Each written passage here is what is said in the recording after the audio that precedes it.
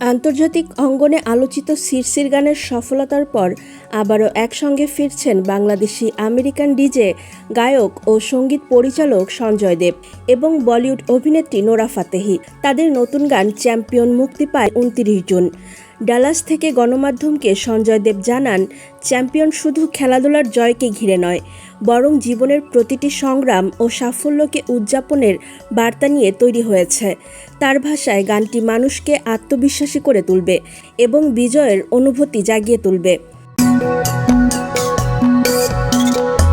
সঞ্জয় দেব বলেন, এটা শুধু কোনো খেলার জয়ের গান নয়, জীবনের যে কোনো অর্জন, যে কোনো সংগ্রাম শেষে পাওয়া সাফল্য উদযাপনের গান।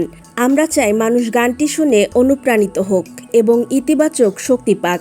গানটিতে কণ্ঠ দেওয়ার পাশাপাশি কথা, সুর ও সঙ্গীত পরিচালনার দায়িত্ব পালন করেছেন সঞ্জয় দেব। তিনি জানান, প্রায় ২ মাস ধরে গানটির কাজ হয়েছে। বিশ্বকাপের আবহকে কেন্দ্র করে তিনি ও নোরা ফাতেহি এটি প্রকাশের পরিকল্পনা করেন। চ্যাম্পিয়নের মিউজিক ভিডিওর শুটিং হয়েছে পূর্ব আফ্রিকার দেশ তানজানিয়ার জাঞ্জিবারে। মাত্র ২ দিনের সফরে গিয়ে একদিনে ভিডিওটির দৃশ্যধারণ শেষ করেন সঞ্জয় দেব ও নোরা ফাতেহি। সঞ্জয়ের মতে, জাঞ্জিবারের সমুদ্র সৈকত ও প্রাকৃতিক সৌন্দর্য ভিডিওটিকে দিয়েছে ভিন্ন মাত্রা। এদিকে গানটি মুক্তির আগেই সামাজিক যোগাযোগ মাধ্যমে শুরু হয়েছে প্রচারণা।